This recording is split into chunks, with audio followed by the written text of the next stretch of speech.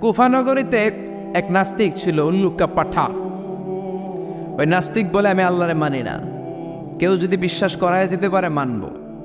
কুফার লোকেরা বলল, ইনদানা ইমাম ইসমুহু নু'মান ইবনু সাবিত, আমাদের একজন ইমাম আছে, ওর নাম নু'মান, আসলে উনি ইমাম আল আযম আবু হানিফা। লোকেরা বলে, আমাদের ইমাম তোমারে বোঝাতে পারবে যে স্রষ্টা বলে একজন আছে। নাস্তিক বলে, আমি মানি না, যদি আমারে বোঝাতে পারে তবেই আমি মানব। নাস্তিক বলে, ঠিক আছে, তোমাদের ইমামকে আসতে বলো, ইমামের সাথে আমি বসবো। কখন? আগামীকাল জুমার নামাজের পর দুপুর 2টায়। ইমাম আবু হানিফা আল্লাহর পক্ষে, নাস্তিক আল্লাহর বিপক্ষে। হাজার হাজার মানুষ এসেছে, নাস্তিক এসেছে, আসে নাই শুধু ইমাম আবু হানিফা। সবাই তো বিব্রতকর পরিস্থিতিতে পড়ে গেছে, কিরে আবু হানিফার আসল কথা আসে নাই। 9:30 বাজে, 2:30 বাজে আসে না, 3টা বাজে আসে না, আসল কথা 2টায়, 3:30 বাজে আসে না, 4টার দিকে ইমাম আবু হানিফা দৌড়ে আসছে। নাস্তিক বলে, যেই লোকের সময় জ্ঞান নাই ওই লোকের সাথে কোনো কথা নাই। ইমাম আবু হানিফা বললেন, ইনদি উযর, আমার একটা এক্সকিউজ আছে। কি এক্সকিউজ? সাইয়েদনা ইমাম আবু হানিফা এবার ওনার এক্সকিউজের ফিরিস্তি দিতে লাগলেন। তিনি বললেন, আমি ঘর থেকে বেরোই সবসময় একটা নদী পড়ে, আজকে নদীর সামনে এসে দেখি নদীর সামনে কোনো মানুষ নাই, লোকজন নাই, নৌকা নাই। হঠাৎ দেখলাম নদীর পাশে বিশাল বড় একটা গাছ, দেখলাম অটোমেটিক্যালি এমনি এমনি গাছটা 2 ভাগ হয়ে গেল। গাছ থেকে এমনি এমনি তক্তা বের হয়ে গেল, তক্তাগুলো এমনি এমনি জোড়া লেগে নৌকা হয়ে গেল, নৌকাটা এমনি এমনি নদীতে পড়ে গেল। লগি ছাড়া, বৈঠা ছাড়া, মাঝি ছাড়া নৌকা আমাকে নদীর এপার থেকে ওপারে নিয়ে গেল। এই পুরো প্রক্রিয়াটা হতে হতে 2 ঘন্টা দেরি হয়েছে, এজন্য আবার আসতে দেরি। নাস্তিক কয়, তগো ইমাম গাঞ্জা খাইছে। কি খাইছে? আবু হানিফা বললেন, আমারে গালি দেন কেন? নাস্তিক বলে, মাথা আপনার ঠিক নাই। কি বলতে কি বলেন? রাতে মনে হয় ঘুম হয় নাই, বাড়িতে মনে হয় বউর লগে মারামারি করছেন। সাইয়েদনা ইমাম আবু হানিফা বললেন, কেন, কি হয়েছে, সমস্যা কোথায়? নাস্তিক বলে, এমনি এমনি গাছ থেকে তক্তা বেরোয় নাকি? এমনি এমনি তক্তা জোড়া লাগে নাকি? মিস্ত্রি ছাড়া, করাত ছাড়া নৌকা হয় নাকি? এমনি এমনি মাঝি ছাড়া নৌকা চলে নাকি? ইমাম আবু হানিফা বললেন, now you are on the right track, এই তো আপনি লাইনে চলে আসছেন। এমনি এমনি গাছ কাটা যায় না, এমনি এমনি গাছ থেকে তক্তা বের হয় না, এমনি এমনি তক্তা জোড়া লাগে নৌকা হয় না, এমনি এমনি মাঝি ছাড়া নদীর উপরে নৌকা চলে না। তাহলে আকাশটা কেমন হলো? জমিনটা কেমন করে এমনি এমনি হলো? পাহাড় কেমন করে এমনি এমনি হলো? বিশাল সাগর, তরঙ্গ বিক্ষুব্ধ সাগর কেমন করে এমনি এমনি হলো? আল্লাহু আকবার। নাস্তিক তো একেবারে কুপোকা, তাই তো, এইভাবে তো ভেবে দেখি নাই, আসলেই তো আমি একটা উল্লুকা পাঠা। নাস্তিক বলে, ও ইমাম আবু হানিফা, আপনি আমার ক্ষমন্ত বিবেককে জাগিয়ে তুলেছেন, আপনি আমার চিন্তার জগতে নাড়া দিতে পেরেছেন, আর আমি দেরি করতে চাই না, আপনার হাতে একটা চুমু দেব আর আমারে পড়িয়ে দেন লা ইলাহা ইল্লাল্লাহু মুহাম্মাদুর রাসূলুল্লাহ সাল্লাল্লাহু। এই জন্য নাস্তিকদের জন্য কিছু হালকা ডোজ আল্লাহ সূরার ভেতরে দিয়ে দিয়েছেন। এগুলো কি শুনতে রাজি আছেন? শুনবেন সবাই? কষ্ট হচ্ছে না তো? সূরার নাম কি? মনোযোগ আসছে না গেছে? সূরার নাম কি জোরে বলেন? মুলক মানে ক্ষমতা। মুলক মানে কি? পাওয়ার, অথরিটি, সভরেনিটি। আল্লাহ সূরাটা শুরু করলেন, তাবারাকাল্লাযী বিয়াদিহিল মুলকু ওয়া হুয়া আলা কুল্লি শাইইন কাদির। সুবহান সেই সত্তা যার হাতে ক্ষমতা, আর তিনি পৃথিবীর সব বিষয়েই সক্ষমতা রাখেন। সুবহানাল্লাহ, তিনি সব করতে পারেন। তাবারাকাল্লাযী বিয়াদিহিল মুলক, সুবহান সেই সত্তা যার হাতে ক্ষমতা। ক্ষমতা কার হাতে? আর জোরে বলেন, কার হাতে? নাকি আপনাদের হাতে? আপনারা তো কোন ক্ষমতা নাকি আপনাকে হাতে? আপনার নাকি ক্ষমতার মালিক? সকল ক্ষমতার উৎস নাকি আপনারা? সকল ক্ষমতার উৎস জনগণ, কথাটা কি ঠিক আছে? এটা রাষ্ট্রীয় কুফরি। রাষ্ট্র থেকেও অনেক কুফরির ডোজ আমাদেরকে শিখানো হয়। চিল্লায় বলেন ঠিক কিনা? সকল ক্ষমতার মালিক একজন, চিল্লায় বলো তিনি কে? আল্লাহ হলেন সকল ক্ষমতার মালিক। আমাদের কোনো ক্ষমতা নাই, আমরা সবাই দুর্বল। ওয়া খুলিকাল ইনসানু দাঈফা, আল্লাহ আমাদেরকে দুর্বল করে বানিয়েছেন। আমরা শুধু দুর্বল না, দুর্বলের ঘরের দুর্বল। আমি দুর্বল, আমার বাপ দুর্বল, আমার দাদা দুর্বল, আমাদের 14 গোষ্ঠী দুর্বল। তার মানে দুর্বলের ঘরের। আপনি যদি ক্ষমতার মালিক হন, পেটে ব্যথা হলে আপনি চিৎকার চেঁচামেচি করেন কি করেন না? পেট মোচড়ালে বিছানায় গড়াগড়ি খান কি খান না? 3 বার ডায়রিয়ার কারণে পাতলা পায়খানা হয়েছে, টয়লেটে গেছে, 4 বারের বেলায় আর চেহারার দিকে তাকানো যায় না। 5 বার টয়লেট হইলে টয়লেট থেকে বের হয়ে আই আর হাইতান ন, আরে মাফ করে দে, আই মরে যাইও। তো মরবেন কেন? আপনি না ক্ষমতার মালিক। এখন থেকে ডায়রিয়া হলে টয়লেট থেকে বের হয়ে বলবেন আমি ক্ষমতার মালিক, এই জন্য আমার ডায়রিয়া হয়। কত বড় কপাল পোড়া! কোনো ক্ষমতা আমাদের হাতে নাই, ক্ষমতা একজনের হাতে। তিনি কে? আল্লাহ বলেন আমি হলাম ক্ষমতার মালিক, তোমরা হলা দুর্বল। কত দুর্বল! রাস্তায় বাজারে রিক্সার টায়ার পাংচার হলে আমরা লাভ দিয়া উঠি। লাভ দেন নাই? আমি কত দিছি? আমি তো এক জেলা থেকে আরেক জেলায় রাতে রাতে ঘুরি তাফসিরের কারণে, মাঝে মাঝে ট্রাকের টায়ার পাংচার হয়ে আমরা লাভ দিয়ে উঠি ভয়ে। আর সে আমরা বলি আমরা নাকি ক্ষমতার মালিক। রাত 3টার দিকে যদি ভূমিকম্প হয় দেখবেন সব বিল্ডিং থেকে দেয় দৌড়, ঠিক কিনা? শুধু ভাড়াটিয়ারাই দৌড় দেয় না, বাড়িওয়ালারাও দৌড়। নাকি বাড়িওয়ালারা দৌড়ায় না? মনে হয় দৌড়ায়। ভাড়াটিয়াও দৌড়, বাড়িওয়ালাও দৌড়, পুলিশ প্রধান দৌড়, র্যাবের প্রধান দৌড়, রাষ্ট্রপতিও দৌড়। শুধু প্রধানমন্ত্রী দৌড় দেয় না, উনিও দেয়। আমি কই নাই, কিন্তু আপনারা কইছেন, আমার কোনো দোষ নাই। তার মানে সবাই দৌড়। চাচা আপন প্রাণ বাঁচা। পেছন থেকে কেউ যদি বলে হুজুর সাপ, কাউরে পাওয়া যাবে না, ঠিক কিনা? 3-4টা ভাওয়া ব্যাংক যদি ছেড়ে দেওয়া হয়, এদিকে একটা ওদিকে একটা ওদিকে একটা, ব্যাংক কি লাভ দিবে? এর চেয়ে বড় লাভ দিবেন আপনারা? তাহলে চিন্তা করে দেখেন কত দুর্বল। কুকুর আমাদেরকে কামড়ালে আমরা কুকুরকে কামড়াইতেও পারি না। বল্লা পোকা কামড় দিয়া দেয়, দৌড়ে দৌড়া মারুপ ধরতেও পারি না। কত দুর্বল, কত অসহায়। অসুখ হলে টের পাওয়া যায়, বিপদ হলে টের পাওয়া যায়। কত দুর্বল আল্লাহ আমাদেরকে বানালেন। এজন্য আল্লাহ বললেন খবরদার, তোমাদের কোনো ক্ষমতা নাই, ক্ষমতার মালিককে। তাবারাকাল্লাযী বিয়াদিহিল মুলকু ওয়া হুয়া আলা কুল্লি শাইইন কাদির। সুবহান সেই সত্তা যার হাতে ক্ষমতা, সব ক্ষমতার মালিককে। এজন্য আল্লাহ বললেন কুলিল্লাহুম্মা মালিকাল মুলকি তুতিল মুলকা মান তাশাউ ওয়া তানজিউল মুলকা মিম্মান তাশা ওয়া তু'ইজ্জু মান তাশাউ ওয়া তুযিল্লু মান তাশাউ বিয়াদিকাল খায়র ইন্নাকা আলা কুল্লি শাইইন কাদির। আল্লাহ হলো ক্ষমতার মালিক। তিনি ক্ষমতার চেয়ারে যারে মনে চায় বসান, যারে মনে চায় নামায়া দেন। তিনি সম্মান দেন, তিনি চাইলে মানুষকে অপমানিত করেন। তিনি কে? এই যে বিভিন্ন দেশের ক্ষমতায় প্রধানমন্ত্রী রাষ্ট্রপতিরা বসায় কে? আবার নামায় কে? ফেরাউন রে মিশরের মসনদে বসালো কে? নমরুদ রে বসালো কে?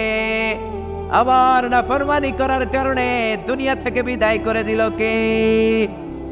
এখনো যদি কেউ নাফরমানি করে, ওইটারও সাইজ করতে পারে কে? কেউ যেটা পারে না, পারে কে? বিশ্বাস হয়। এজন্য আল্লাহ বললেন গোলাম, তোমরা কোনো ক্ষমতার মালিক নও, তোমাদের ক্ষমতা নকল ক্ষমতা, আসল ক্ষমতা কার? এই পৃথিবীতে দেখবেন কোন দেশের প্রেসিডেন্ট বা প্রধানমন্ত্রী 5 বছর মেয়াদে ক্ষমতায় বসে না, কোন দেশে 10 বছর মেয়াদে। আল্লাহ ক্ষমতায় বসছে কয় বছর মেয়াদে? 20 বছর, 50, 100, আরো বেশি, আজীবন মেয়াদ। আল্লাহর 5 বছর 10 বছর নাই, 20 বছর 30 বছর নাই। আল্লাহ বলে আমার ক্ষমতার আজীবন মেয়াদ। ওয়াল আউয়াল ওয়াল আখির ওয়াল যাহির ওয়াল বাতিন ওয়া হুয়া বিকুল্লি শাইইন আলীম। আমি প্রকাশ্য, আমি গোপন, আমি প্রথম, আমি শেষ। অনাদিকাল থেকে আমি আল্লাহ ক্ষমতার চেয়ারে বসা, অনন্তকাল পর্যন্ত ক্ষমতার চেয়ারে থাকব। তিনি কে? জোরে বলেন। তাহলে আমাদের ক্ষমতার সাথে ওনার ক্ষমতার কোনো মিল আছে?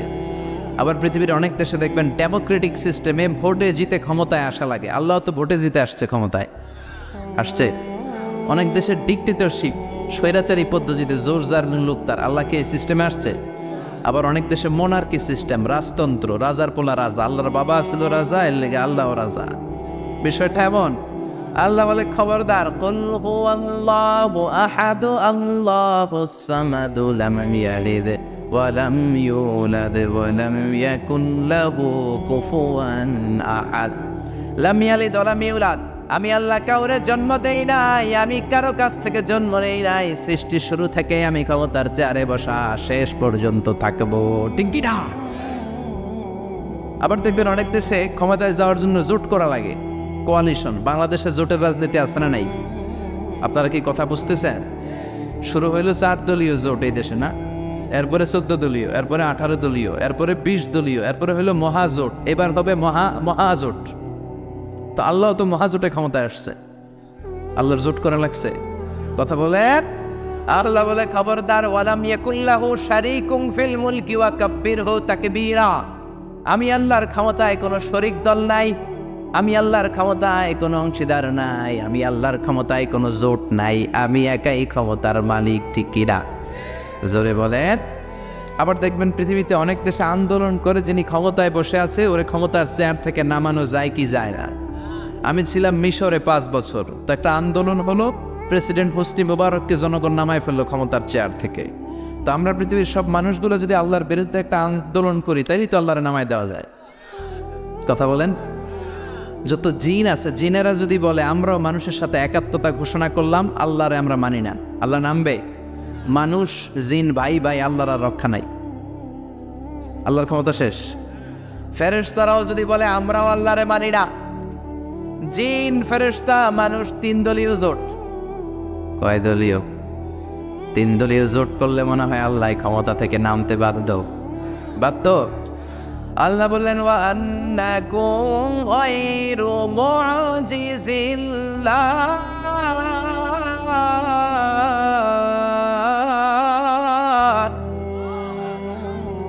গোটা বিশ্বের সবাই মিলে যদি, জিন পরে মানুষ মিলে যদি আমি আল্লাহর বিরুদ্ধে জেহাদ করো, আমি আল্লাহর বিরুদ্ধে বিদ্রোহ করো, আমার বিরুদ্ধে জোট করো, আন্দোলন করো, আমার ক্ষমতার 1 আনাও তোরা কমাতে পারবি না, ঠিক কিনা? এজন্য আমাদের ক্ষমতার সাথে আল্লাহর ক্ষমতার কোনো মিল আছে? জোরে বলেন। আবার দেখবেন পৃথিবীর অনেক দেশে অনেক রাজা সুলতান বয়সের ভারে নুজ্জ হয়ে যায়, 70-80, এরপর স্বেচ্ছায় অবসরে যায়, সেলফ রিটায়ারমেন্ট, আই আর 57। আমি আর পারবো না, অবসরে যাব, আমার অনেক বয়স হয়েছে, বুড়া হয়ে গেছে, আর পারি না। তো আল্লাহরও তো অনেক বয়স হয়েছে, এবার আল্লাহর অবসরে যাওয়া উচিত। কি বলে? অবসরে যাবে। আল্লাহ ক্লান্ত হয়, ঘুম আসে। আল্লাহ বলে, লা তাখুযুহু সিনাতু ওয়ালা নাও, আমার ঘুম নাই, আমার তন্দ্রা নাই। ওয়ালা ইয়াউদুহু হিফযুহুমা ওয়া হুয়াল আলিয়্যুল আযীম। গোটা বিশ্ব চালাতে যে আমি আল্লাহ ক্লান্ত হই না, শ্রান্ত হই না, ঘুম নাই, তন্দ্রা নাই, কোনো সমস্যা নাই। আমি প্রথম থেকে যে ক্ষমতার চেয়ারে বসলাম, চিরকাল ক্ষমতার চেয়ারে থাকবো, ঠিক কি না? এজন্য আল্লাহ বললেন, তাবারাকাল্লাযী বিয়াদিহিল মুলকু ওয়া হুয়া আলা কুল্লি শাইইন কাদির। সুমহান সেই সত্তা যার হাতে ক্ষমতা, আর তিনি চাইলে সব করতে পারেন, তিনি কে? এজন্য আর কোনোদিন বলবেন যে আমরা ক্ষমতার মালিক, মনে থাকবে রাজা মেহারের ভাইয়েরা, ক্ষমতার মালিক কে? আরো জোরে বলেন। আমরা বললাম আল্লাহ, বুঝলাম আপনি ক্ষমতার মালিক, আর কিসের মালিক? আল্লাহ বললেন, আল্লাযী খালাকাল মাউতা ওয়াল হায়াতা লিয়াবলুয়াকুম আইয়ুকুম আহসানু আমালা ওয়া হুয়াল আজিজুল গফুর। আল্লাহ বললেন, আমি এমন সত্তা, আমি জীবন বানিয়েছি, মরণ বানিয়েছি, আমি আল্লাহ জীবন দেই, আমি আল্লাহ মরণ দেই। জীবনের মালিক কে? মরণের মালিক কে? প্রাণ ভিক্ষা দিতে পারে কে? নাকি আমনেগো রাষ্ট্রপতি? আমনেগো রাষ্ট্রপতি তো নাকি প্রাণ ভিক্ষা দেয়, তাই না? আরে রাষ্ট্রপতিরও তো প্রাণ ভিক্ষা দিবে আল্লাহ, চিল্লা এখন ঠিক কিনা? আল্লাহ বলল, আমি জীবন বানাই, আমি মরণ বানাই, আর জীবন মরণের মাঝখানে আমি বানিয়ে রেখেছি রুহু। কি রুহু ছিলেন তো? কালার কি? ওজন? দেখতে কেমন? কোনোদিন দেখেছেন কি? মানুষ সব বানাতে পারে, রুহু বানাতে পারে। আল্লাহ বলে, তোরা কম্পিউটার বানাতে পারিস, প্লেন বানাতে পারিস, রকেট বানাতে পারিস, রোবট বানাতে পারিস, সুফিয়া খালারেও বানাতে পারিস। সুফিয়া খালা আছে না নাই? এইটাও চেনেন আপনারা? ঢাকা আসছে, এটা মেয়ের আকৃতি দেয়া হয়েছে, লিপস্টিক পরিয়েছে, ঠিক কিনা? যারা এটারে এনেছে, পেট্রোনাইজ করেছে, পিছন থেকে পৃষ্ঠপোষকতা দান করেছে, কিয়ামতের দিন আল্লাহ বলবে এই সুফিয়ার ভিতরে রুহু দে। চিল্লা বলেন ঠিক কিনা? রোবট বানান, সায়েন্টিফিক ডেভেলপমেন্ট করেন, কিন্তু মানুষের আকৃতি দেয়া যাবে? আল্লাহ বলবে রুহু দে। কেন সুফিয়ারে বানালি? কেন সুফিয়ারে নিয়ে ফাজলামি করলি? এটারে প্রতিবন্ধীর মতো মনে হয়েছে আমার কাছে। এমনে তাকায়, এমনে তাকায়, এমনে করে। দেখছেন আপনারা? সবকিছু আগে থেকেই ডিভাইস পেটের ভেতরে সেট করা। মানুষ রোবট বানাতে পারে, প্লেন বানাতে পারে, রকেট বানাতে পারে, মানুষ কোনোদিন রুহু বানাতে পারে নাকি? কথা বলেন জোরে। পারে? মক্কার কাফিররা বলল, মোহাম্মদ, ও মোহাম্মদ, রুহু কারে বলে? আমরা রুহু দেখি না কেন? What is the spirit? মা হুয়া রূহ? রূহ কি আমাদেরকে বলো, যদি বলতে পারো ঈমান আনবো। বিশ্বনবী বলতে পারেন না, কারণ বিশ্বনবী মন গড়া কিছু বলেন না, আকাশ থেকে ওহী নাজিল হলে তবেই বলেন, ঠিক কিনা? বিশ্বনবী গ্রিন সিগন্যালের অপেক্ষায়, দেখে আল্লাহ কি বলে। আল্লাহ আয়াত নাজিল করলেন, ইয়াসআলুনাকা আনির রূহি কুলির রূহু মিন আমরি রাব্বি ওয়া মা উতীতুম মিনাল ইলমি ইল্লা কালিলা। পড়েন সুবহানাল্লাহ। আল্লাহ বলে রুহু হলো আমার আদেশ, স্পেশাল অর্ডার। আমার অর্ডারে রুহু ঢুকে, আমার অর্ডারে রুহু বের হয়। পৃথিবীর কোনো মানুষ রুহু বের করতে পারবে? আমরা কোনোদিন রুহু বানাতে পারবো? কথা বললেন। দাদা যে মরছে, চাচা যে মরলো, কোন দিক দিয়ে রুহুটা উড়াল দিল দেখছেন? কে দেখছেন?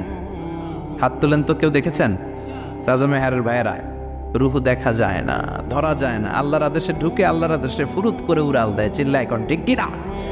আল্লাহ বললেন রুহু বের করতে পারবা না, আবিষ্কার করতে পারবা না। ইউনাইটেড স্টেটস অফ আমেরিকার এক মেডিকেল সায়েন্টিস্ট সে চ্যালেঞ্জ দিয়েছে যে কোরআন বলে রুহু খুঁজে পাওয়া যায় না, আমি রুহু বের করব।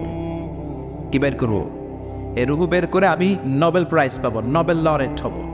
তো 7 বছর সে গবেষণা করছে মুমূর্ষু রোগীদের নিয়ে, মাগার রুহু খুঁজে পায় না। তারপর তার মাথায় চিন্তা আসলে, এক কাজ করি, গ্লাস ফিটিং করা একটা ছোট্ট ঘর বানাই, বুলেট প্রুফ গ্লাস, মানে গুলি মারলেও গুলি ঢুকবে না। আমাদের মাননীয় রাষ্ট্রপতি মহোদয়, প্রধানমন্ত্রী মহোদয় যেই গাড়িগুলোতে চড়ে, এগুলো বুলেট প্রুফ, গুলি মারলে ঢুকে। তো এরকম বুলেট প্রুফ গ্লাস ফিটিং করা রুম সে তৈরি করে তার টিমের লোকদেরকে বললো, যাও আইসিইউ থেকে, ইন্টেনসিভ কেয়ার ইউনিট থেকে মুমূর্ষু রোগীগুলারে ধরে নিয়ে আসো। তার ধারণা এই বুলেট প্রুফের গ্লাসের ভেতরে যদি, গ্লাসের রুমের ভেতরে যদি মুমূর্ষু রোগীকে ঢুকানো হয়, ওই রোগী মারা গেলে রুহু আর এই গ্লাস ভেদ করে বেরোতে পারবে না। কারণ বুলেট প্রুফের গ্লাস তো কি প্রুফ? কি প্রুফ? Bullet proof. তো নিয়ে আসা হলো আইসিইউ থেকে, ঢুকাও। ঢুকানোর আগে বলতেছে চেক হিজ বিপি, তার ব্লাড প্রেশার মাপো। বলতেছে sir BP is okay, check the weight. এবার ওজন মাপো, লোকটার ওজন হচ্ছে 80 কেজি। কয় কেজি? এবার মেডিকেল টিমের প্রধান অনেক আশা ভরসা নিয়ে যে আজকা রুহু দৈরা সারুকে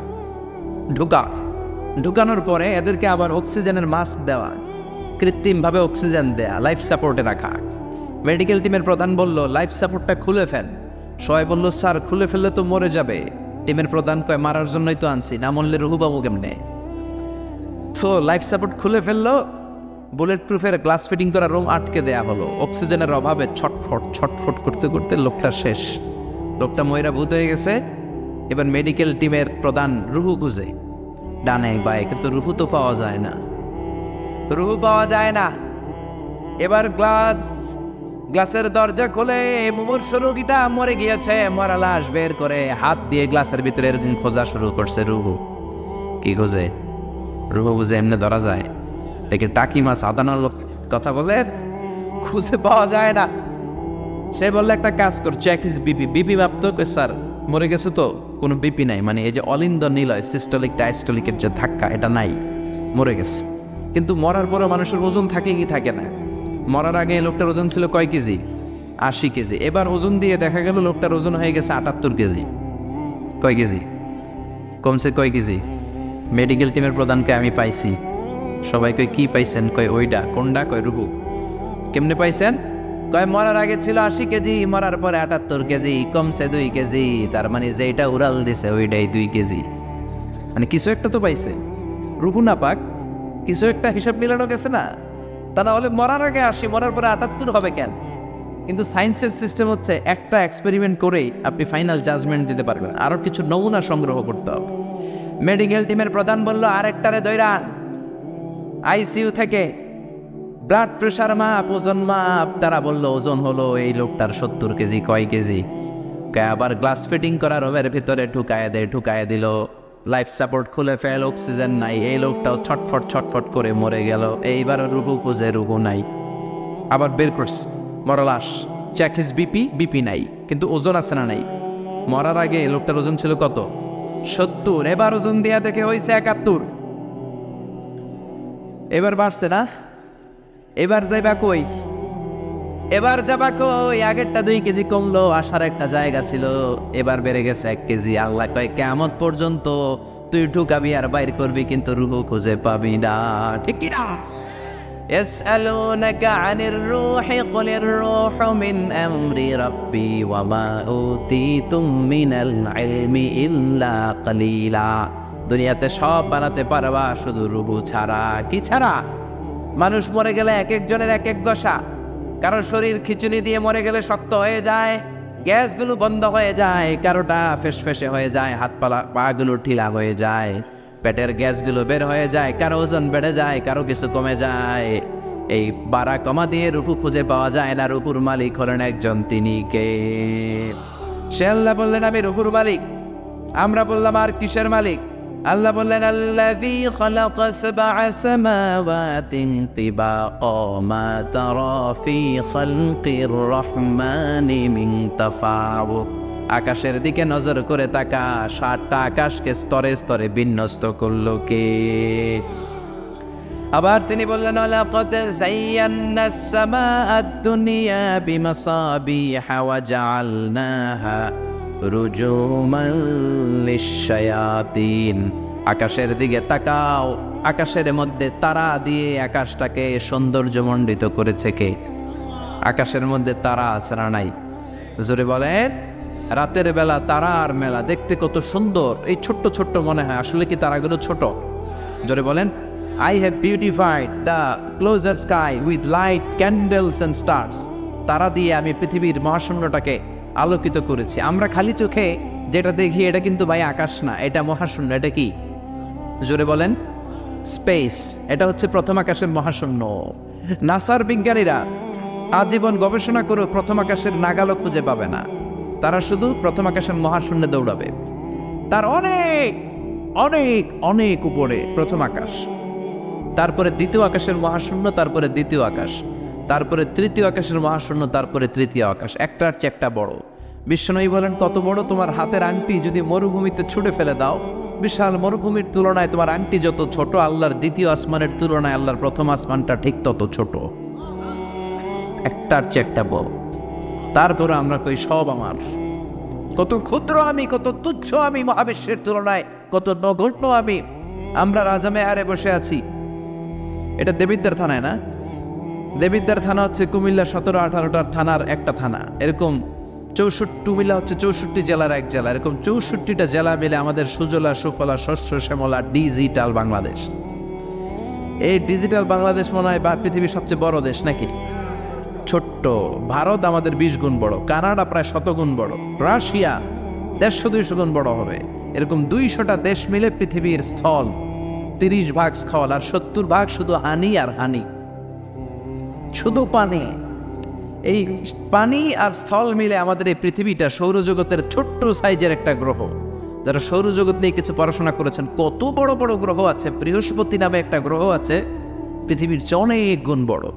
এই যে সূর্যের কথাই ধরা যাক, যে সূর্যের আলো পেয়ে আল্লাহ আমাদেরকে আলো দিয়ে বাঁচিয়ে রেখেছেন, এই সূর্যটা পৃথিবীর চেয়ে 13 লক্ষ গুণ বড়। কেন ইমাজিন? আমরা শুধু সুবহানাল্লাহ কইতে পারি, আসলে কি আমরা কল্পনা করতে পারি? আমাদের কল্পনার রেঞ্জের মধ্যে তো এটা আনাই যায় না। 13 লক্ষটা পৃথিবী সূর্যের মধ্যে রাখার জায়গা করে দিয়েছে কে? তার মানে সূর্যই কি বড় তারা? না, এর চেয়েও বড় তারা আছে। বেটেলজিউস নামে একটা তারা আছে, যে সূর্য পৃথিবীর চেয়ে 13 লক্ষ গুণ বড়। ওই বেটেলজিউস তারা আবার সূর্যের চেয়ে 33 কোটি গুণ বড়। তার মানে বেটেলজিউসই কি মহাবিশ্বের সবচেয়ে বড় তারা? না, আরো কত বড় তারা আছে। এরকম কয়েক বিলিয়ন তারা আছে আমাদের গ্যালাক্সিতে, মানে আমাদের মিল্কি ওয়েতে। এরকম কত বিলিয়ন, ট্রিলিয়ন, ট্রিলিয়ন, ফিলিয়ন, অক্ট্রিলিয়ন গ্যালাক্সি আল্লাহ মহাশূন্যে ভাসিয়ে রেখেছে, পৃথিবীর কেউ জানে না। সুবহানাল্লাহ। চলেন আমরা একটা কাজ করি, পৃথিবীর সূর্যের পরে পৃথিবীর সবচেয়ে কাছের যে তারা প্রক্সিমা সেন্ট্রাই, ওই তারাতে শীতকালের পিকনিক করে আসি। যাবে? কে কে যাবেন দেখি? হাত তোলেন। 1 2 3 4 5 6 7। অনেক সাহস আছে এলাকার লোকদের, অনেক হাত তুলছে। নামান, আর নেওয়া যাবে না। তো কি দিয়ে যাবেন? রকেট দিয়ে যাইতে হবে, ঠিক কিনা?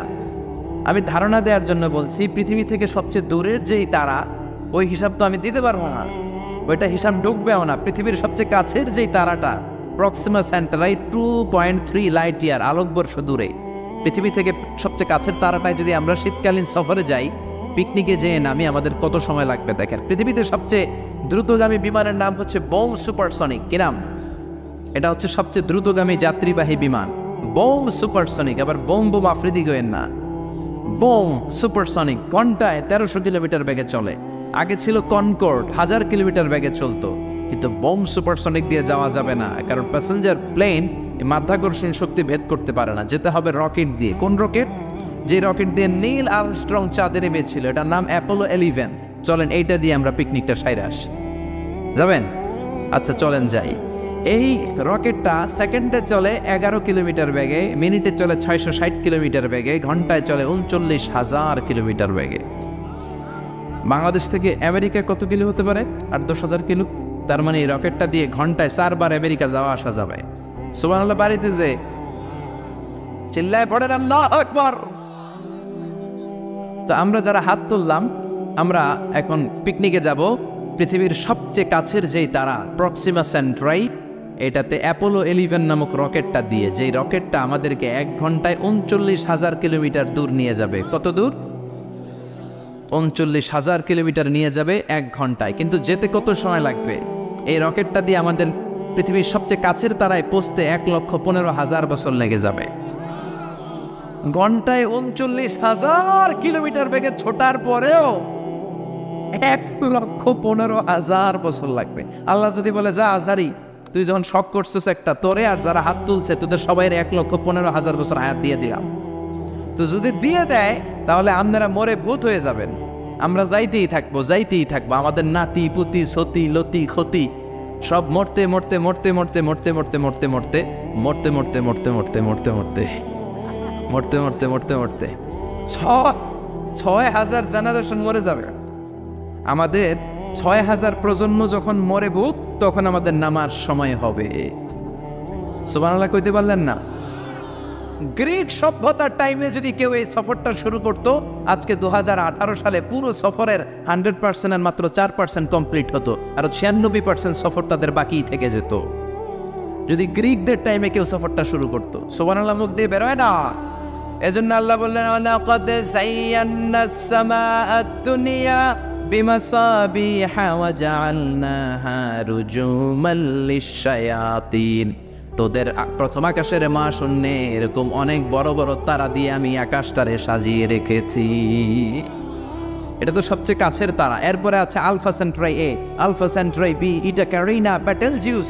এইভাবে কোটি কোটি তারা নিয়ে আমাদের গ্যালাক্সি। এরকম কত কোটি গ্যালাক্সি আছে বিজ্ঞানীরা নিজেও জানে না। চিল্লায় কোন আল্লাহু আকবার।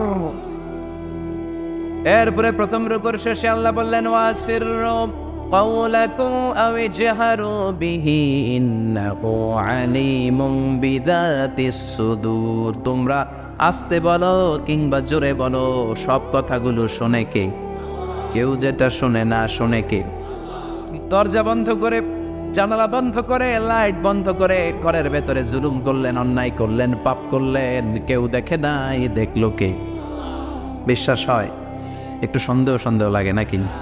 সব তিনি দেখে। লা তুদ্রিকুল আবসার ওয়া হুয়া ইউদ্রিকুল আবসার ওয়া হুয়াল লাতীফুল খাবীর। ওমিয়া পুলিশের চোখ ফাঁকি দেয়া যায় কি যায় না? র্যাবের চোখ, দুদকের কর্মকর্তার চোখ, ইনকাম ট্যাক্সের অফিসারের চোখ, বিমানবন্দরে কাস্টমস অফিসারের চোখ, পরীক্ষার হলে ম্যাজিস্ট্রেটের চোখ, কিন্তু আমার আল্লাহর চোখ ফাঁকি দেয়া যায়? কথা বলে। এই সপ্ত আকাশের উপরে সিদরাতুল মুনতাহা, তার উপরে ফেরেশতাদের কিবলা বাইতুল মামুর, তার উপরে কোরআনের বাড়ি লৌহে মাহফুজ, তার উপরে আল্লাহর আরশ, তার উপরে আল্লাহর কুরসি, তার উপরে আল্লাহর 70,000 নূরের পর্দা। এত উপর থেকে সপ্ত জমিনেরও নিচে নীরবে নিঃশব্দে কোনো পিঁপড়া বা পিপিলিকা যদি হেঁটে যায়, আল্লাহ এই পিঁপড়ার পায়ের হাঁটার শব্দটাও শুনতে পায়। এজন্য আল্লাহ বলে কেউ না দেখলেও একজন দেখে, তিনি কে? এরপরে আল্লাহ বললেন আওয়ালাম ইয়ারাউ ইলাত তায়রি ফাওকাহুম সাফাতিন ওয়া ইয়াকবিদ মা ইউমসিকুহুন্না ইল্লার রাহমান ইন্নাহু বিকুল্লি শাইইন বাসীর। পড়েন সুবহানাল্লাহ। আল্লাহ বলে মানুষগুলো কেমন করে নাস্তিক হয়, এত এত নিদর্শন আমি কোরআনের মধ্যে সূরা মুলকের মধ্যে রেখে দিলাম। এগুলো জানার পরে, পড়ার পরে, বোঝার পরে কেমন করে মানুষগুলো নাস্তিক হয়। মানুষগুলো কি পাখির দিকে তাকায় না? আওয়ালাম ইয়ারাউ ইলাত তায়র ফাওকাহুম সাফাতিন ওয়া ইয়াকবিদনা, যেই পাখিগুলো ডানা মেলে বেড়ায় আবার ডানা ঝাপটায়, পাখির দিকে যদি কেউ নজর করে তাকায়, পাখি নিয়ে যদি গবেষণা করে, ও আর জীবনে নাস্তিক থাকতে পারে? কত ধরনের পাখি যে আল্লাহ বানালেন, আপনি অবাক হয়ে যাবেন। আর কত জায়গায় যে আল্লাহ কোরআনে পাখির কথা বলে, পাখির নিদর্শন দিয়ে আমাদের মস্তিষ্কের জট খুলতে চেয়েছেন, আপনি অবাক হয়ে যাবেন। হাজার রকমের পাখি মহাবিশ্বে তৈরি করেছে কে? পাখির দিকে তাকালে আপনি বুঝবেন পাখির একজন মালিক, পাখির একজন রব আছে না নাই? আলপিন সুইফট নামে আল্লাহ একটা পাখি বানিয়েছেন, সাউথ ইউরোপে পাওয়া যায়। এটাকে তারা বলে সুইফট বার্ড। এই পাখিটা একবার যখন শূন্যে উড়াল দিতে শুরু করে, টানা 8 মাস উড়ন্ত অবস্থায় শূন্যে থাকে। আবার জমিনে নেমে আসলে কাজ সেরে আবার উড়াল দিলে আবার 8 মাস। হামিং বার্ড নামে একটা পাখি আছে নর্থ আমেরিকাতে, নাম শুনে থাকবেন। পৃথিবীর সবচেয়ে ছোট্ট পাখি। এটার প্রাপ্ত বয়স যখন হয় মাত্র 3 ইঞ্চি এটার সাইজ হয়। এই পাখিটা পৃথিবীর সব পাখি সামনের দিকে উড়ে। এই পাখি সামনে যেমনি উড়ে, অ্যাট দ্য সেম টাইম পিছনের দিকে উঠতে পারে। এই পাখিটা তার প্রতি সেকেন্ডে টানা ঝাপটায় 80 বার। কয়বার? আপনি 1 সেকেন্ডে আপনার 2 হাত ঝাপটাতে পারবেন কয়বার? কথা কয় না। আমি 5টা ঝাপটাই মারতেই তো আমার 1 সেকেন্ড শেষ, কিন্তু এই পাখিটা 1 সেকেন্ডে ডানা ঝাপটাতে পারে 80 বার। সুবহানাল্লাহ কইতে মন চায় না? হোমা বার্ড নামে একটা পাখি আছে, যে পাখি উড়ন্ত অবস্থায় ডিম পেড়ে দেয়, আর ওই ডিম জমিনে পড়ার আগেই ডিম ফুটে বাচ্চা বের হয়ে ওই বাচ্চা উঠতে শুরু করে দেয়। এজন্য আল্লাহ বললেন আওয়ালাম ইয়ারাউ ইলাত তায়র, নাস্তিকগুলোকে পাখির দিকে তাকায় না। পাখি কেমন করে ডানা ছাপটায়, কেমন করে ফ্লাই করে, কেমন করে টেক অফ করে, কেমন করে ল্যান্ডিং করে। পাখির ভেতরেও আমি আল্লাহর নিদর্শন আছে না নাই? পাখি নিয়ে গবেষণা করলে কেউ নাস্তিক থাকতে পারে না, কারণ পাখি একে আরবিতে বলে আত-তায়র, আর বিমানকে আরবিতে কি বলে? তায়র, তায়রান, সেম থিং। পাখি আরবি যা, বিমান আরবিও তা। Birds and aeroplane maintain the same flying mechanism while flying. পাখি এবং বিমান যখন আকাশে উড়ে একই সিস্টেমে উড়ে, পদ্ধতি একটাই। এজন্য আল্লাহ পাখির দিকে নিদর্শন দিয়ে, ইঙ্গিত দিয়ে বললেন, পাখি নিয়ে কি তোরা গবেষণা করিস না? আমরা এই পাখি নিয়ে গবেষণা করি নাই। এই পাখির উপর গবেষণা করে বিমান আবিষ্কার হয়েছে, এয়ারক্রাফট আবিষ্কার হয়েছে। কিন্তু আফসোসের বিষয় আমরা করতে পারি নাই, করছে খ্রিস্টান, ইহুদিরা। 2 ভাই, উইলভার রাইট অর উইল রাইট। 1903 সালে তারা পাখি নিয়ে গবেষণা শুরু করলো। পাহাড়ের মধ্যে শুয়ে শুয়ে খালি ছবি আঁকে, কেমনে পাখিটা ডানা মেলে, কেমনে ডানাগুলো ছাপটা মারে, কেমনে টেক অফ করে, কেমনে নামে। গবেষণা করতে করতে করতে করতে 2 ভাই প্লেন বানায় ফেলল। সুবহানাল্লাহ বেটা না। তবে এখনকার মতো এত অত্যাধুনিক প্লেন না, ছোট্টখাট্টো প্লেন, কিছুক্ষণ উড়ে আবার তপস করে পড়ে। বানাতে বানাতে তারা পৃথিবীর প্রথম প্যাসেঞ্জার প্লেন বানালো। ফ্রান্সের এক শহর থেকে আরেক শহরের নিরাপদে পৃথিবীর প্রথম যাত্রীবাহী বিমান ওঠানামা করলো। এই তো মানুষের স্বপ্ন পূরণ হয়ে গেল। আগে আমরা শুধু পাখির দিকে তাকায় হাই হাই করতাম, পাখি উড়ে, আমরা উঠতে পারি না। এখন আমরা পাখির চেয়ে আরো দ্রুত বেগে উড়ি না? আপনারা যে হজে যান, কেমনে যান? প্লেনে যান তো বুঝলাম, কিন্তু উড়ে উড়ে যান না? আমরা পাখির চেয়ে অনেক উপরে উঠতে পারি। যাত্রীবাহী বিমানগুলো ইন্টারন্যাশনাল ফ্লাইটে প্রায় 30,000 ফিট, 35,000 ফিট উপরে চলে যায়, ঠিক কিনা? এই পাখি নিয়ে গবেষণা করে তারা বিমান বানিয়ে ফেললো। এখন মানুষ রকেট দিয়ে মহাশূন্যে চলে যায়, চাঁদে চলে যায়, মঙ্গল গ্রহে চলে যায়, ঠিক কিনা? এই বিমান আবিষ্কারের আগ পর্যন্ত পৃথিবীর সব দেশের ছিল শুধু সেনাবাহিনী আর নৌবাহিনী। যখনই বিমান আবিষ্কার হলো, এবার শুরু হইল বিমান বাহিনী। এয়ারফোর্স, মিলিটারি এখন ড্রোন হামলা করে, মিসাইল হামলা করে, ব্যালিস্টিক ক্ষেপণাস্ত্র দিয়ে হামলা করে। এখন অ্যাটম বোমা দিয়ে জাপানের হিরোশিমা নাগাসাকিতে লিটল বয় আর ফ্যাটম্যান নামে দুইটা বোমা আমেরিকা মেরে পুরো জাপানকে শেষ করে দিয়েছিল। চিল্লা এখন ঠিক কিনা? এখন পাইলট ছাড়াও রোবট দিয়ে বিমান চলায়, এরকম ছাড়া নাই।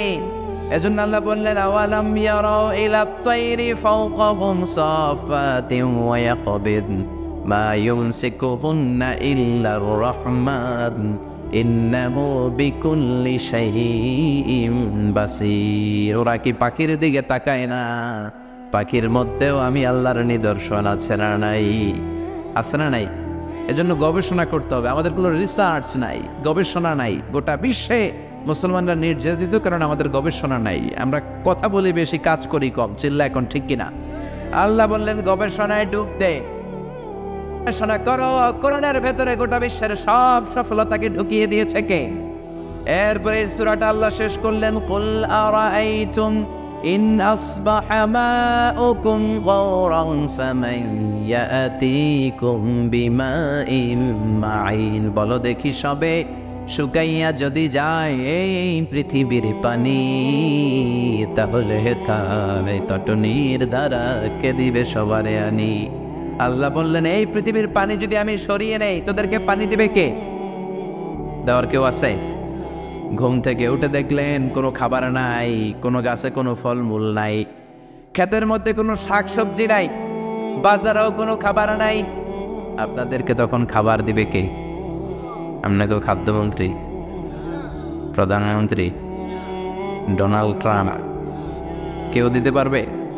আল্লাহ বললেন, ঘুম থেকে উঠে দেখো টিউবওয়েল চাপ দেওয়ার পরে পানি নাই, পুকুরে একটা ফোঁটা পানি নাই, ট্যাপ দিয়ে এক ফোঁটা পানি বের হয় না। আমি আল্লাহ যদি পানির নেয়ামত বন্ধ করে দেই, পানি দেওয়ার মতো কোনো শক্তি আর আছে নাকি? এজন্য পানির মালিককে চাইব কার কাছে? নাকি বৈশাখীর কাছে চাবেন? বৈশাখী মেঘের কাছে জল চেয়ে তুমি কাঁদবে, আমি চাই না।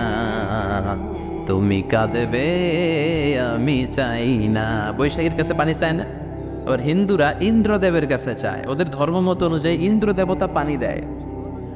আমরা বলি ইন্দ্র পানি দিতে পারে না, বৈশাখীও পানি দিতে পারে না, পৃথিবীর কেউ এক ফোঁটাও পানি দিতে পারে না। পানি, বৃষ্টি, মেঘ দেয়ার মালিককে?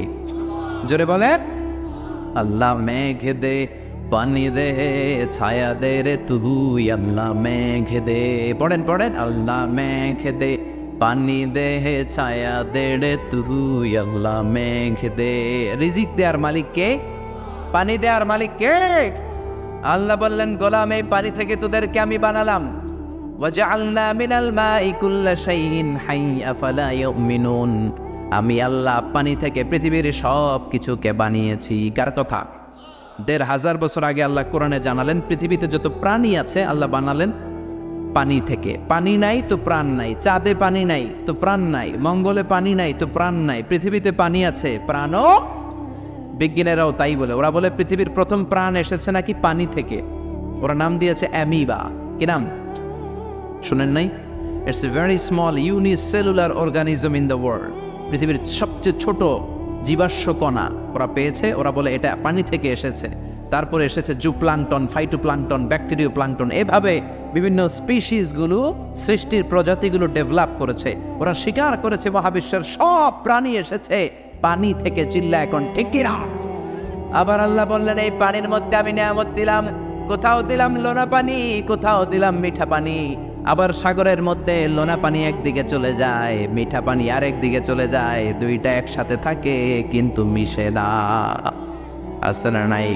মারাজাল বাহরাইনি ইয়ালতাকিয়ানি বাইনাহুমা বারযাখুন লা ইয়াবগিয়ান ফাবিআইয়ি আলাই রাব্বিকুমা তুকাযযিবান। দুই দরিয়া আমি বইয়ে দিলাম। এক দরিয়ার পানি একটু স্পষ্ট স্ফটিক স্বচ্ছ, আরেকটা একটু ঘোলাটে, আরেকটা কালো। দুইটা সাগর একসাথে লেগে আছে কিন্তু একটার পানি আরেকটার সাথে মিশে না।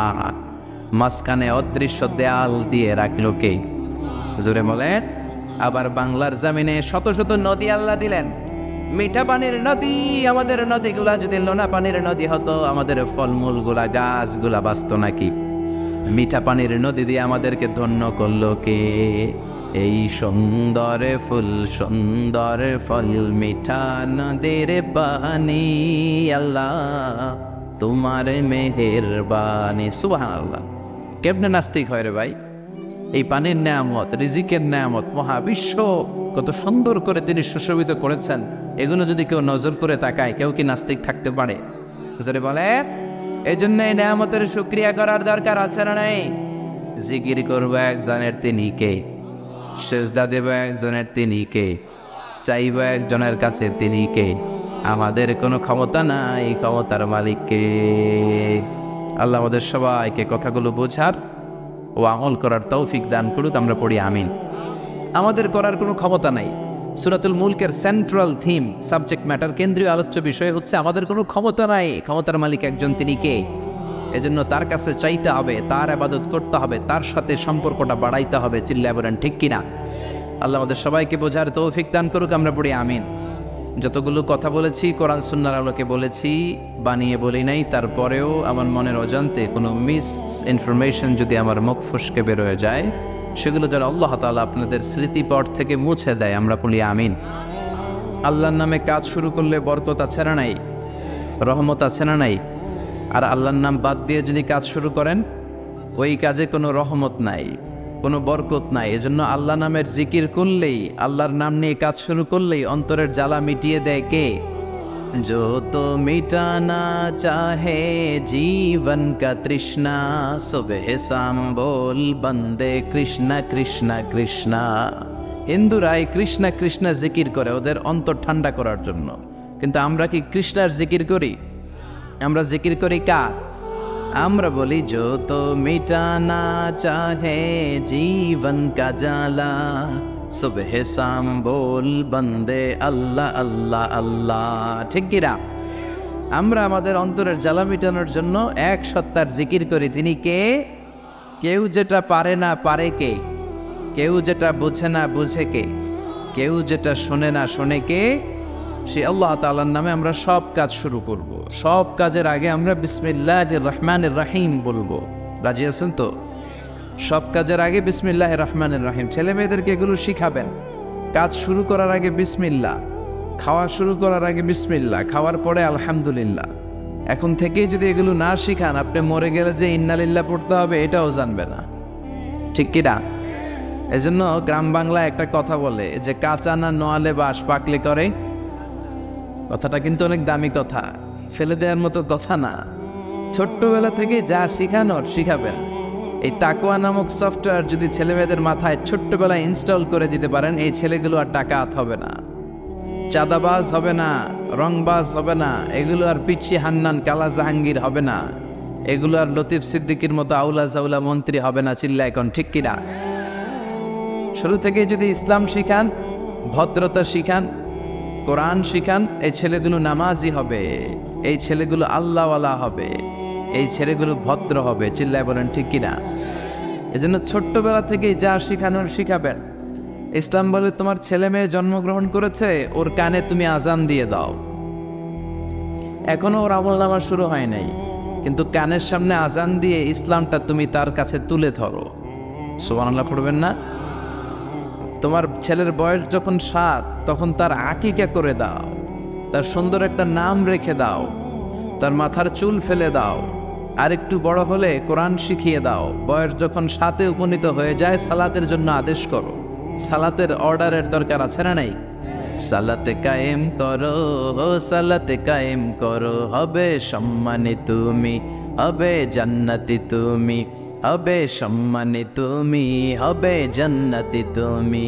দিবে কাল হাসরে শীতল ছায়া আর সে আজিম, রব্বিয়াল আলা রব্বিয়াল আজিম, রব্বিয়াল আলা রব্বিয়াল আজিম। ঠিক কিনা?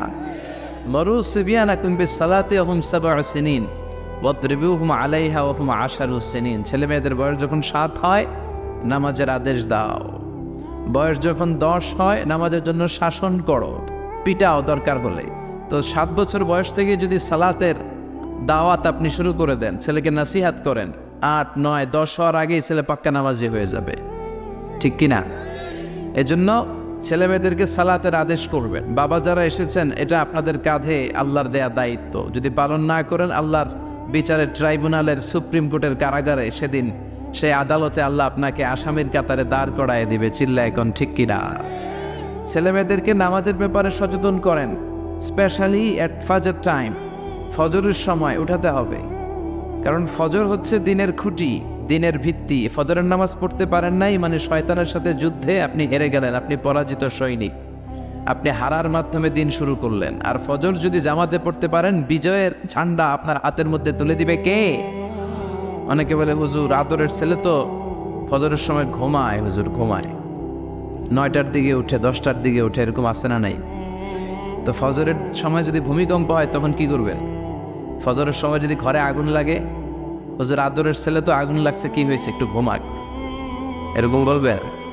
ডাকতে হবে, নামাজের আদেশ দিতে হবে। আগে নামাজ, পরে অন্য কাজ। এজন্য আমরা বলি, teach your children the holy Quran, the holy Quran will teach your children everything. আপনি আপনার ছেলের শুধু কোরআনটা শিখাইয়ে দেন, এই কোরআন আপনার ছেলের গোটা বিশ্বটা শিখাইয়ে দিবে। সুবহানাল্লাহ কইবেন না? আপনার ছেলে যে কোনো পেশায় চাকনা সে যেতে পারে। He can be a doctor, he can be an engineer, he can be a pilot, he can be a politician, he can be a psychiatrist, he can be a business magnate, but he need to know how to recite the holy Quran. সে ডাক্তার হোক, engineer হোক, pilot হোক, সমাজপতি হোক, সে ব্যবসায়ী হোক, সে জনপ্রতিনিধি হোক, কোনো সমস্যা নাই, that's not a big issue, but he need to know how to recite the Quran. তাকে জানতে হবে কেমন করে কোরআন পড়তে হয়, তাকে জানতে হবে কেমন করে সালাত আদায় করতে হয়। চিল্লায় বলেন, ঠিক কিনা? এর জন্য আগে কোরআন, পরে অন্য জ্ঞান। এখন থেকে যদি না শিখান, বড় হয়ে গেলে কথা শুনবে না। এই যে কুমাররা মাটি দিয়ে অনেক কিছু বানায়, ঠিক কিনা? একই নরম কাদা মাটি দিয়ে গ্লাস বানায়, প্লেট বানায়, এরপরে পুতুল বানায়। কিন্তু এটা যদি শক্ত হয়ে যায়, আগুনে পোড়ার পরে যখন লাল হয়ে যায়, এটা দিয়ে কিছু বানানো যাবে? বানাতে গেলে কি হবে? কথা বলেন, ভেঙে যাবে। এখন কাদামাটির মতো আছে, ছোট্ট। এখনই যা শিখাবেন এটাই আজীবন শিখবে। ছাগলের পেট থেকে বেরোলেই ওইটা ছাগল হয়, গরুর পেট থেকে বেরোলে ওইটা গরু, মুরগির পেট থেকে বেরোলেই ওইটা মুরগি। কিন্তু মানুষের পেট থেকে বেরোলেই ওটা মানুষ হয় না, ওইটারে মানুষ বানাতে হয়। চিল্লায় বলেন, ঠিক কিনা? অনেক সময় মাহফিলের পরে আমাদের কাছে পানি নিয়ে আসে। এক লোক বলতেছে, হুজুর দোয়া পড়ে ফু দেন। কি সমস্যা? আমার ছেলে কথা শুনে না। তো ছেলের বয়স কত? কয় 30। আমি সর্বনাশ, অনেক দেরি হয়ে গেছে, এখন তো পানি পড়ায় কাজ হবে না। শুধু পানি পড়া না, আমার মেশিনে ঢুকাইয়া বাইটা খাওয়াই দিলেও কাজ হবে না। কারণ ওই যে কাঁচা না নোয়ালে বাস পাকলে করে। এখন থেকে যা শিখানোর শিখাবেন, ভদ্রতা, নম্রতা, সামাজিকতা শিখাবেন। অনেক সময় ছেলেমেয়েরা সামাজিকতা জানে না, আনসোশাল, কোথায় কি বলতে হয়, কেমন করে বলতে হয়, কোন শব্দ চয়নে বলতে হয়, এগুলো জানে না। এগুলো শিখাবেন। মানুষের সাথে কিভাবে মিশতে হয়। You should be people oriented. আপনি জনবিচ্ছিন্ন হওয়া ঠিক না বাবা, তুমি মিলেমিশে সবার সাথে একসাথে চলবে, এটা শিখাবেন। রাস্তা দিয়ে তুমি স্কুলে যাচ্ছ, 500 টাকার কচকচে নোট পড়ে আছে, তোমার নজরও দেওয়ার দরকার নাই, ঠিক কিনা? রাস্তা দিয়ে হেঁটে যাচ্ছ, আম বাগানে আম পেকে আছে, টুপ করে একটা আম নিয়ে ব্যাগে ভরে বাসায় চলে আসলা, কেউ দেখে নাই, দেখলো কে? এই সেন্স অফ অ্যাকাউন্টেবিলিটি, জবাবদিহিতার ভয় যদি ছেলে মেয়েদের মাথায় ছোট্টবেলা থেকে ঢুকায় দিতে পারেন, ছেলেগুলো আল্লাহওয়ালা হবে, নামাজি হবে, ভদ্র হবে, সৎ মানুষ হবে, ঠিক কিনা? এজন্য ছেলে মেয়েদেরকে ছোট্টবেলা থেকেই ইসলাম শিখান, কোরআন শিখান। কোরআন শিখালে আপনার ছেলে হেরে যাবে না, জিতে যাবে।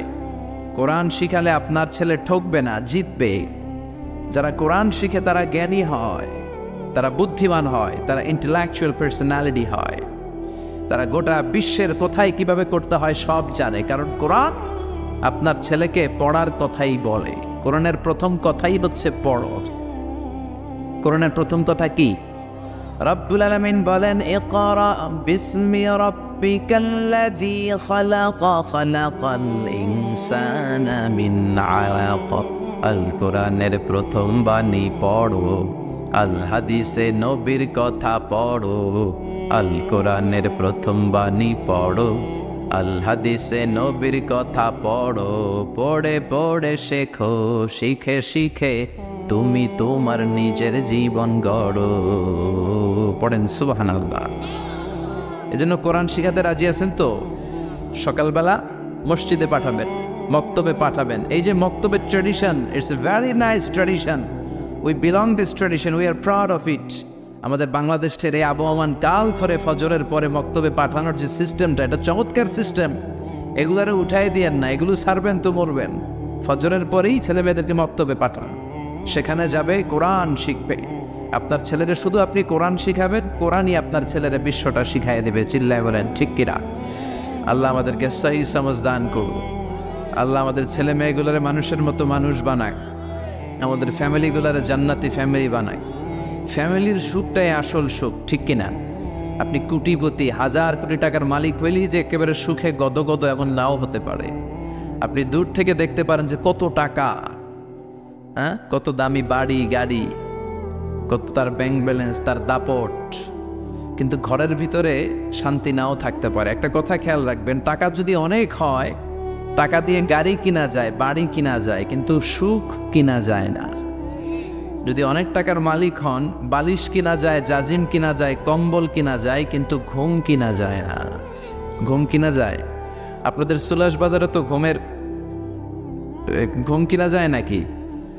আপনি ডাক্তারের কাছে যাই বলতে পারবেন, ডাক্তার সাহেব আমার 5,000 টাকার ঘুম দেয়। ডাক্তার একেবারে, ধুর মিয়া, আমারই রাতে ঘুমে ধরে না, তোমার কি ঘুম দেব আমি 5,000 টাকা, যাও মিয়া।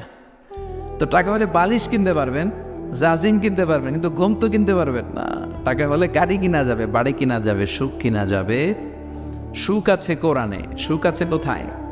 কোরআনে সুখ আছে, শান্তি আছে, আপনার জীবনের সমস্যার সমাধান আছে, ঠিক কিনা? সমাধান চাও যদি জীবনে, মরণে ফিরে যাও, খুঁজে নাও, চোখ রাখো কোরআনে। পারেন না আপনারা? পড়েন। সমাধান চাও যদি জীবনে, মরণে ফিরে যাও, খুঁজে নাও, চোখ রাখো কোরআনে। If you want the solution this dunya and akhira, go back, have a look to the holy Quran. ঠিক কিনা? এজন্য সমাধান আপনাকে কোরআন দিবে। কোরআন হচ্ছে, it's a problem solving methodology, it's not a problem creating methodology. কোনো প্রবলেম ক্রিয়েট করে না কোরআন। কোথাও যদি প্রবলেম হয়ে যায়, এটাকে সলভ করে দিতে জানে কোরআন। সুবহানাল্লাহ পড়বেন না? তো এই জন্য এই সমস্ত হাফিজি মাদ্রাসাগুলোতে ছেলে মেয়েদেরকে দিতে হবে। আমাদের হাফেজরা কিন্তু বিশ্ব সেরা। আমি প্রায় জায়গায় গল্প করি, হাফেজ জাকারিয়া, তারিক, নাজবুল সাকিব, ফজলে রব্বি আদেল, এদের কারণে বিশ্ব আমাদেরকে চিনে। একটা সময় বাংলাদেশকে শুধু চিনত আমাদের সেনাবাহিনীর কারণে, পিস কিপিং মিশনের কারণে। আমাদের সেনাবাহিনী এবার খুব নাম কুড়িয়েছে আফ্রিকাতে। আবার চিনত আমাদের গার্মেন্টের কারণে, আমাদের পোশাক খুব মোলায়েম। আমরা যমুনা ফিউচার পার্কে গেলে দেখি made in Switzerland, made in America খুঁজি, কিন্তু বারাক ওবামা কাপড় কিনতে গেলে ও খোঁজে মেড ইন বাংলাদেশ। বাংলাদেশের কাপড় কই আছে, ওটা দেখে দেখে সে পড়ে। ডোনাল্ড ট্রাম্প তার নির্বাচনী প্রচারণায় একটা লাল কালারের ক্যাপ পরেছিল। ওই ক্যাপে তার স্লোগান ছিল মেক আমেরিকা গ্রেট অ্যাগেইন, আমেরিকাকে আবার গ্রেট বানাও। তো তার ক্যাপটাও মেড ইন বাংলাদেশ, আমাদের বাংলাদেশের শ্রমিকরা বানিয়েছে। সুবহানাল্লাহ বের হয় না মুখ দিয়ে।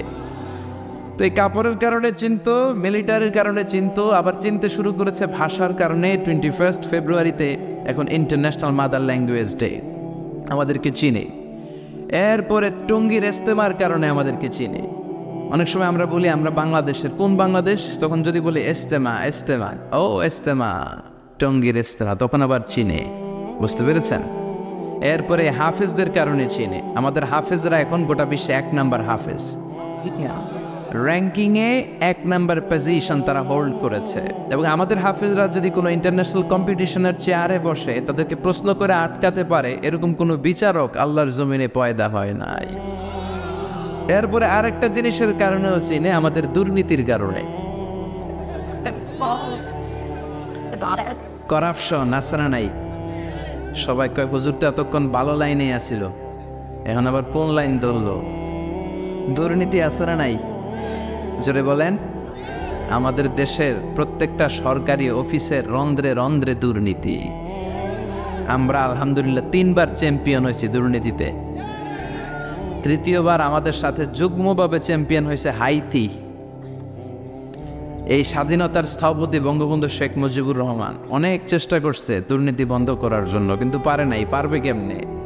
উনি যে দল গঠন করছে ওই দলের লোকদের মধ্যে দুর্নীতিবাজ আছে, আছে না নাই? শুধু এই দল না, প্রত্যেক দলের ভিতরে দুর্নীতিবাজ। আমরা যাবো কই? আমাদের তো নতুন কোনো অপশন নাই। সরকার আসে, সরকার যায়, দেশের চেহারা পাল্টায় না। এজন্য আমাদের প্রিয় নেতা বঙ্গবন্ধু শেখ মুজিবুর রহমান খুব আফসোস করে বলেছিলেন, কোনো দেশ পায় তেলের খনি, কেউ পায় গ্যাসের খনি, কেউ পায় সোনার খনি, আমি পাইছি চোরের খনি। বাড়িয়ে বললাম না তো? 1973 সাল, স্বাধীনতার 2 বছর পরের ঘটনা। বাংলাদেশে প্রচণ্ড শীত, হাড় কাঁপানো শীতে উত্তরবঙ্গের বুড়াগুলা মরতে আরম্ভ করছে। বঙ্গবন্ধু গোটা বিশ্বের নেতাদেরকে আহ্বান করে বললেন, আমার দেশে শীতে মানুষ মরে, আপনারা কম্বল পাঠান। আন্তর্জাতিক সহায়তার অংশ হিসেবে কম্বলের প্লেন আসতে শুরু করলো, কার্গো বিমান দিয়ে কম্বল আসতে আসতে আসতে আসতে 7.5 কোটি কম্বল আসলো। বঙ্গবন্ধু আফসোস করে বললেন, 7.5 কোটি বাঙালি, 7.5 কোটি কম্বল, আমার কম্বল কইস। নিজেই কম্বল পায় নাই।